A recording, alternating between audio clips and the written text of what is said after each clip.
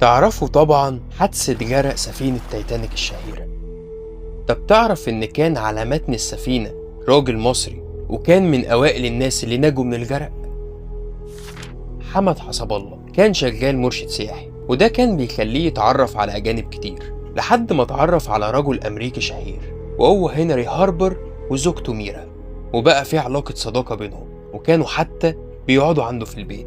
وساعتها كان في الرحلة الأشهر في العالم، رحلة اللا عودة، رحلة سفينة تايتانيك اللي كانت تكلفة تذكرة واحدة غالية جدا. لكن هنري وميرا حبوا إن حمد يطلع معاهم لأنهم كانوا بيحبوه، وحمد شاف إنها فرصة حلوة ولازم يستغلها ويطلع الرحلة. طلع حمد الرحلة وكان مستمتع جدا بالأجواء، لكن بعد 4 أيام حصلت الحادثة الشهيرة وهي تصادم السفينة بالجبل الجليدي.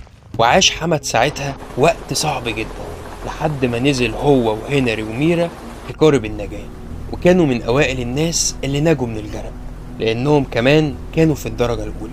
وبعدها بشوية رجع حمد لبيته واستقبلوه أهله بفرحة وزغاريت لأنهم كانوا مفكرين إنه مات. وفي عام 1964 توفى حمد وهو عمره 100 سنة، لكن سيرته لسه عايشة بإنه المصري الوحيد الناجي من تايتانيك.